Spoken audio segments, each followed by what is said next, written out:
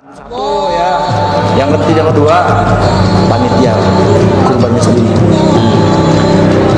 Bahwa dia beli satu jemaah untuk sapi 3,5 juta. Kalau 7 orang berarti 20,5. Si panitia belinya 23.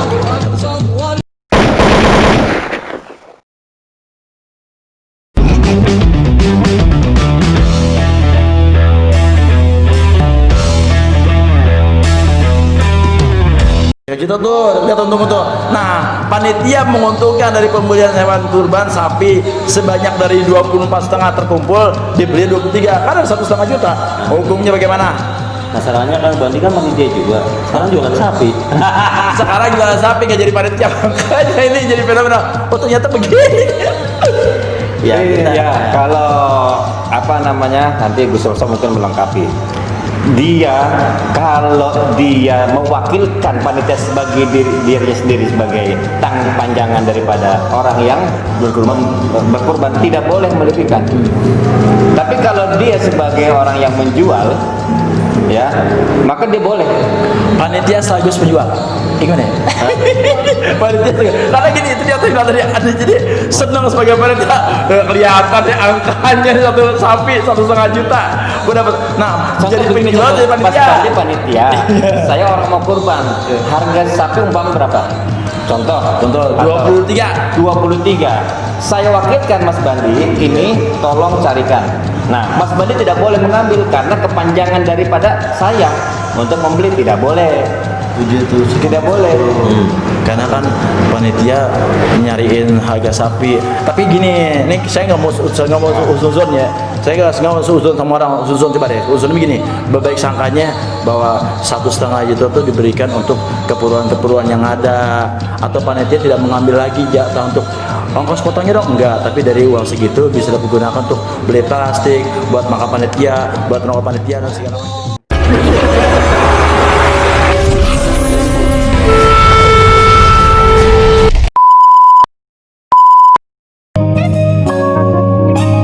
Coba untuk positive thinking lah, bahwa yang mereka lakukan itu mereka tidak mengambil lagi jatahnya seperti minta uang ongkos potong, tidak, tapi dari hasil pembelian sapi itu ada 1,5 juta dipergunakan untuk keperluan panitia, untuk makan mereka, untuk rokok mereka, untuk kopi mereka, untuk beli plastik, buat segala macam perlengkapan kurban saat itu. Positif tingginya seperti itu. Kira-kira masih dibolehkan apa kagak? Tuh. Gimana? Gus sebentar Gus, saya mau nangkapin lagi nanti Gus Roso. Tadi saya bilang gitu, kalau saya mewakilkan kepada Mas Bandi, maka Mas Bandi itu tidak boleh mengambil untung.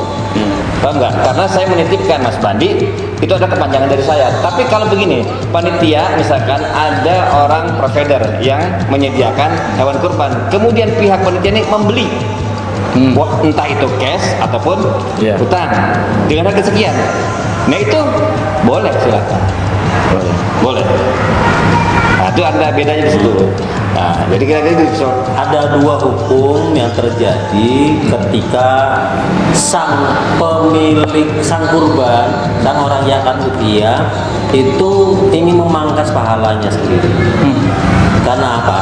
Udhiyah itu kan sunnahnya itu dia pilih kambing sendiri, dia pilih sapi sendiri, dia kumpulkan uang sendiri, kemudian dia bawa kambingnya, dia sembelih sendiri, dia kerja sendiri, kemudian dia bagi sendiri. Itu afdol. Ya. Karena kan kesunahan dalam kurban itu kan termasuk nyembelih. Ya, betul. Ya kan? Rasulullah itu memerintahkan nyembelih sendiri. Gak bisa nyembelih, tonton. Iya. Lihat, dia harus menyaksikan. Bahkan kalau itu seorang perempuan, dia harus menyaksikan sendiri juga. Ya. Nah, ketika kemudian dia tidak mampu melakukan itu, maka dia kemudian menyerahkan kepada seseorang. Terbentuklah panitia ya. Iya, terbentuklah panitia pelaksanaan kurban. Tapi ingat, panitia pada kurban itu bukan amilin seperti zakat, di mana dia punya hak mengambil sesuatu dari situ. Ketika kemudian dia berakad, Mas beliin saya kambing. Dengan harga berapa? 3 juta. Maka dia harus beli kambing dengan harga 3 juta. Iya. Tapi kalau Mas, saya mau beli kambing, ini uangnya 3 juta. Boleh nggak orang itu mencarikan kambing yang harganya di bawah 3 juta? Kemudian dia mengambil, stop nanti dulu, terserah. Boleh apa tidak? Secara hukum jual beli masih sah. akadnya adalah sang panitia itu juga sekaligus menjadi, ya kan, makelar. Pencari barang. Kalau saya carikan motor, kemudian saya jual ke orang tadi saya lain, katakan seperti itu. ya carikan motor ke jual orang lain, ini 3 juta, oke, mantap. Yang menjadi problem itu adalah sang panitia ini setelah membelikan kambingnya itu sudah tidak bisa dilihat oleh orang yang memintakan dia untuk beli, sehingga antara uang dengan barang kadang-kadang tidak ada timahnya, tidak sesuai. Nah, ketidaksesuaian inilah yang akan memicu munculnya ketidakantoroginan, ketidakridhoan. Kalau sudah ketidakridhoan itulah muncul kedoliman dan ketidaksahan dalam proses jual beli, apalagi melabelkan dirinya menjadi panitia. Itu yang jadi masalah. Makanya yang Kalau ada kalau idealnya itu kalau saya orang berkurban, kemudian saya ingin menitipkan kepada panitia, maka saya ini harus memberikan ongkos. Ini saya ongkos buat embelehnya dan juga orang yang bagi-bagikan. Itu harus supaya nanti tidak sono ambil sini, tarik sini. Jadi begini, kalau saya boleh ambil kaidah yang mengatakan al hukmu yaduru ma'al elati. Ya, setiap hukum bisa berubah tergantung elat. Ya, kita elat nih. Mungkin agak salah kalau kita, ya bahasa elat nggak apa-apa. Kita elat bahwa dia panitia sekaligus penjual. Jadi saat itu pengambil jasa lah. Jadi jasa beliin. Ya, dengan harga 350 kita beliin hewan kambingnya, hewan kurbannya. Kemudian sisa pembeliannya kita untuk panitia. Atau mungkin untuk dia sendiri. Bisa kan? Untuk dia sendiri. Berarti bisa dielat dong. Bisa. Artinya panitia sekaligus sebagai penjual. Nah di situ ada keuntungan buat si panitia kurban. Ini kalau bicara soal pasti diperbolehkan. Tapi elat yang seperti ini dimaafkan nggak sama Allah? Dimaafkan nggak sama Allah? Kita tetap ambil pada hukum jual beli. Terkadang kemudian berkah atau tidak berkah itu urusan lain. Kita tidak akan bicara masalah berkah nggak Ustaz. Kalau ingin berkah harus jelas. Anda sebagai pembeli dan Anda sebagai penjual. Transaksinya jelas, ada tawar menawar jelas, barangnya jelas, maka muncul namanya antarodin. Di situ muncul keberkahan. Kan begitu. Tapi kalau kemudian ada bemper yang namanya panitia. Di balik sebuah kepanitiaan ada sebuah transaksi jual beli. Di mana kemudian harga itu belum tentu sesuai dengan barang yang dibeli karena ada potongan yang akan dia ambil. Kemudian sang pembeli tidak pernah lihat kambingnya mana, orangnya ada di sebelah mana, itu akan memunculkan ketidaksinkronan dalam proses aspek jual beli. Berkah atau tidak, tentu tidak akan memunculkan keberkahan di sana. Kan begitu judulnya. Tetapi kalau kita tarik dalam hukum fikih, yes, masih diperbolehkan sepanjang tidak memunculkan kedoliman dalam pembelian itu. Contoh, kambing 3 juta, tahunya dibeli dengan harga 2 juta. Kan jumlahnya terlalu jauh, nggak make sense kan. Dan panitia kadang-kadang kan perlu ongkos, perlu berangkat dari kambingnya, naik motor, beli bensin dan seterusnya kan. Saya pikir itu menjadi satu catatan bahwa transaksi itu diperbolehkan sepanjang tidak memunculkan kedoliman. Yang penting antarodin nih. Antarodinnya ada. Kalau hemat saya, supaya terjadi antarodin tersebut, maka mendingan jelas-jelas aja dari panitia. Uang jasa sekian. Itu supaya lebih enak. Ya coba bayangkan, dia bekerja, meluangkan waktunya, mungkin dia ada bahan bakar juga, harus sana kemarinya segala macam, gitu. Mendingan supaya lebih enak sih. Ini saran aja buat para panitia nanti kurbannya, insya Allah nih, itu supaya ada biasa seperti itu. Justru yang repot itu gini, bukan masalah jual belinya kalau saya bilang. Yang repot itu adalah tasarrufnya itu loh. Kemana ini daging kambing itu yang bermasalah. Jangan sampai perbuatan baik, perbuatan yang itu judulnya hanya untuk Allah, hanya untuk Allah nih loh ya. Dari mulai ujung kepala itu hana hadis.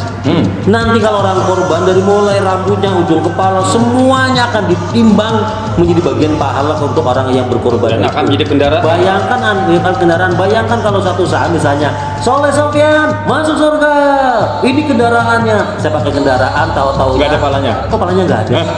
Malaikat ngomong dijual panitia. Kan lucu urusannya. ya kan? Justru yang jadi masalah problem itu adalah setelah disembelih muncul problem terhadap tasarruf daging kambing itu.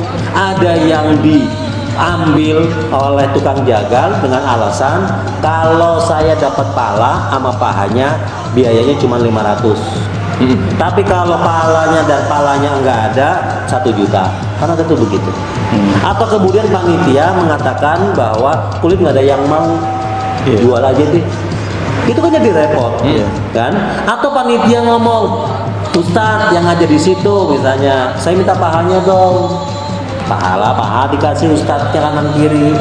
Ya. Jadi gini Ustadznya, terkait masalah pentasarufan hewan kurban, daging kurban sendiri, teman-teman saya termasuk saya pernah menyampaikan sama teman nih, kita semua panitia tidak ada bagian sedikit pun dari hewan kurban tersebut, saya katakan tidak ada sama sekali. Saya mungkin paham maksud Ustadz nih, saya ambil titik benang merah gini. Yang saya lakukan itu begini sama teman-teman, bahwa kita kan dalam berkurban sepertiga buat pekurban, sepertiga buat fakir miskin, sepertiga buat tetangga kiri kanan. Nah, hadiah ya, artinya bahwa yang pekurban dapat sepertiga, tiga nggak kecil, besar, malah sunnah. Nah, besar kan? Iya. Nah, yang sepertiganya buat fakir miskin, sepertiganya buat agnia tetangga. Nah, kalau saya sama teman menghubungkan bahwa panitia tidak dapat, tapi kalian tuh agnia tetangga yang berhak dapat juga.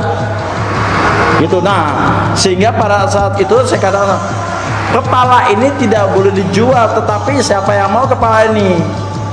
Kan tetangga juga dapat dia, terserah beliau mau dijual kan, terserah dia yang berhak sudah menerima. Kaki pun begitu, siapa yang mau kaki, bagian itu kaki, silakan mau dia semangat kulit-kulitnya. Jadi saya elat sendiri bahwa mereka semua berhak, tapi bukan sebagai panitia, sebagai tetangga berkurban. Kira-kira saja. Ya, monggo. Iya kan? Kira boleh gitu kira-kira. Jadi kita sudah mendapatkan benang merahnya bahwa berkurban itu sangat penting, tetapi pentarasofkan lebih penting dari semua itu. Jangan sampai kita berkurban bukan ada pahala tapi batu dosa.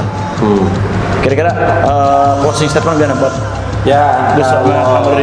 kedepannya untuk diperhatikan bagi para sahabat-sahabat di luar sana untuk supaya lebih jelas garis benang merahnya untuk panitia itu diperhatikan lah bagi orang menentukan hari kurbannya pertama. Kedua, ingat bahwa kurban itu adalah simbol penyembelih sifat-sifat kebinyatangan, di antaranya sifat serakah. Maka jangan sampai kita seperti itu, jago sosok. Ya, dekat kepada Allah itu punya macam caranya, termasuk dengan kurban itu sendiri. Berudhiyah itu upaya dekat kita kepada Allah Subhanahu wa Ta'ala. Jangan sampai kita teriak-teriak untuk orang lain dekat sama Allah, tapi kita sendiri malah menjadi orang yang miskin, di mana korban kagak, nyembelih enggak, milik kambing enggak, malah nungguin kresek daging kambing. Teriak-teriak ribut-ribut menjadi panitia, padahal dirinya sendiri orang yang paling jauh dengan Allah Subhanahu wa Ta'ala. Mana buktinya? Ya kurban. Nah, apalagi kita sudah mulai berbuat dolim, itu repot urusannya. Kuadrat ya. Banyak orang baik, kita sering melihat orang berbuat maksiat, mungkin maaf di pasar, mungkin di jalanan, mungkin di bus, Di tempat-tempat yang memang umum. seperti itu biasanya. Iya, ya kan. Tetapi ternyata kemaksiatan juga banyak muncul di tempat-tempat peribadatan, di tempat-tempat ritualitas yang kecenderungannya bersifat religi. Mana itu? Diam-diam ngumpetin pala ditaruh di pojokan masjid, ya kan? Padahal dia posisinya panitia, diam-diam mengambil paha, diam-diam kemudian diproklamirkan siapa yang mau beli kulit dikiloin, ada yang mengepul dan seterusnya. Kenapa kok malah justru hari ini banyak lebih sibuk urusan membagi daging kambingnya daripada sibuk untuk ngumpulin uang supaya kita bisa kurban? Itu kan jadi repot. Berarti benang merahnya? Benang merahnya adalah ayo berpikirlah bahwa jangan pernah pelit di hadapan Allah. Berkurbanlah. Yang kedua, jangan pernah coba-coba untuk menjual daging kurban selama Anda menjadi panitia. Nah, gitu Mas Bandi. Ya, jadi teman-teman semua rasanya sudah jelas ya, dapat dari keterangan dari dua beliau ini cukuplah. Tapi yang pasti saya berharap dari beliau-beliau ini Gus Sosok dan Kang Baduri yang sebagai juru dakwah bisa menyampaikan para teman-teman semua, apalagi para panitia, janganlah bermain dengan hewan kurban atau daging kurban, karena itu berbahaya buat kita dunia maupun di akhirat. Yang pasti saya mengajak semua sama teman-teman, semangat berkorban, jangan sampai kendor. Besok itu semua para fakir miskin berharap dari kalian semua untuk membagikan hewan kurbannya ke mereka-mereka yang membutuhkan. Apalagi Covid begini, banyak yang berdampak dan mereka sangat berharap untuk hewan kurban. Semangat berkorban, dan panitia jangan lupa tetap menjaga, jangan sampai kita menjadi bagian orang-orang yang mendapatkan dosa gara-gara kesalahan dalam mentakrubkan. Kira-kira gitu ya Gus ya.